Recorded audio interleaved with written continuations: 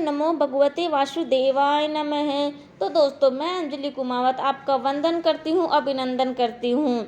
ज्येष्ठ मास की कथा का तीसरा अध्याय। आज की कथा में हम सुनते हैं व्रत वर्णन महात्मा। स्कंद जी कहने लगे कि हे मुनियों, सब पापों का नाश करने वाला ज्येष्ठ मास के दिनों का महत्व और संपूर्ण जलदान का महत्व कहता हूँ। आप श्रवण करें। ज्येष्ठ शुक्ला एकम से लेकर ज्येष्ठ शुक्ला दशमी तक पवित्र गंगा दशहरा नामक व्रत करना चाहिए। प्रतिदिन गंगा जल के पवित्र जल में स्नान करना चाहिए। समस्त तीर्थों के अभाव में जो भी जल मिले वह भी गंगा जल के समान ही कहा गया है। इन 10 दिनों में जो स्नान करता है वह 100 जन्मों के इकट्ठे किए हुए 10 प्रकार के पापों से मुक्ति हो जाती है। इसमें कुछ भी संचय नहीं है। इन दिनों में अनेक प्रकार के दान देना चाहिए। इन 10 विध पापों में 5 महापाप और 5 लघु पाप हैं। इन दिनों में दिए गए सब दान अक्षय और जाते हैं।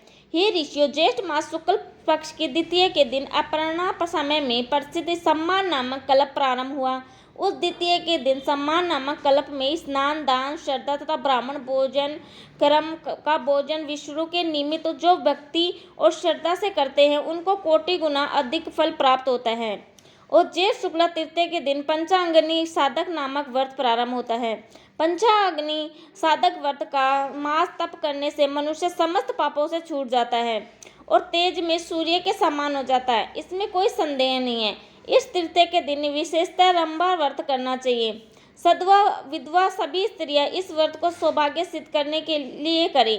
हे ब्राह्मण श्रेष्ठ, इसी तृतीय को वामन कल्प का प्रारंभ हुआ। अतः तृतीय के दिन ही दही और चावल का दान करने से भगवान वामन संतुष्ट होते हैं। आज के दिन विधि पूर्वक श्रद्धा तर्पण और ब्राह्मण भोजन करने के कर्म को करना चाहिए और 1 मास तक ब्राह्मणों को दही का भोजन कराना चाहिए। शुक्ल चतुर्थी के दिन कपिल ऋषि के पवित्र आश्रम में कुंड से 4 भुजाधारी विनायक गणेश प्रकट हुए।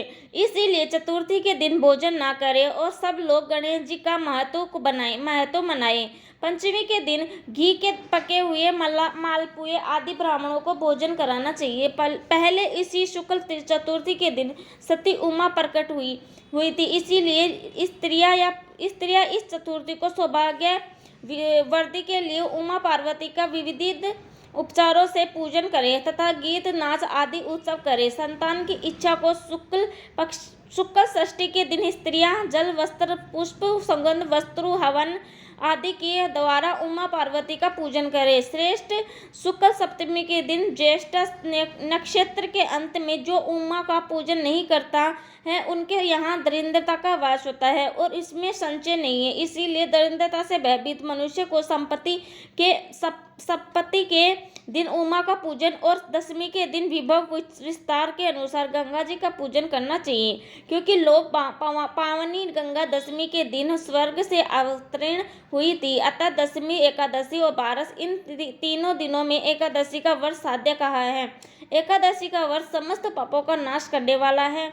इसका व्रत निर्जला उपवास करने से सिद्ध होता है।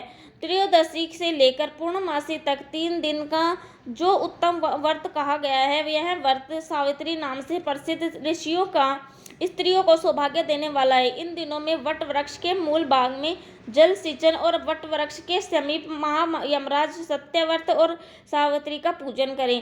इस तरह निद्रा आहार त्याग कर 3 दिन व्रत करें। इसी प्रकार कृष्ण पक्ष में भी 3 दिन का व्रत करके परिवाह यानी एकम के दिन पारण करें। यह नित्य व्रत है। स्त्रियां इस व्रत को सदैव करें। यह व्रत 1 वर्ष करने से सिद्ध होता है। ज्येष्ठ मास की पूर्णमासी ज्येष्ठ नक्षत्र से युक्त हो तो यह कोटि सत पर्व से भी श्रेष्ठ है। उस ज्येष्ठ पूर्णमासी के दिन मनुष्य अनेक दान देवे। तपोधन ज्येष्ठ पूर्णमासी के दिन कूर्म कल्प आरंभ हुआ। इसीलिए उस दिन स्नान, दान, तर्पण और ब्राह्मण भोजन जो पितरों के उद्देश्य से करते हैं वे परम पद को प्राप्त होते हैं। हे भूसुर, सतयुग के आरंभ से ज्येष्ठ पूर्णमासी के दिन मनवंतर कल्प आरंभ हुआ। इसीलिए उस दिन श्रद्धा दान करना पितरों को तृप्तदायक कहा है। इस प्रकार देवताओं से पूजित इस श्रेष्ठ मास में बहुत से व्रत कहे हैं। इसीलिए उस दिन श्रद्धा और दान करना पितरों के तृप्तिदायक कहा है। इस प्रकार देवताओं से पूजित इस श्रेष्ठ मास में बहुत से व्रत कहे हैं। अति श्री ज्येष्ठ मास महात्म में ज्येष्ठ मास व्रत करना, तीसरा अध्याय समाप्त। जय श्री राधे। वीडियो पसंद आई तो लाइक, सब्सक्राइब एंड कमेंट जरूर कर देना। जय श्री कृष्णा। राधे राधे। Thank you. धन्यवाद।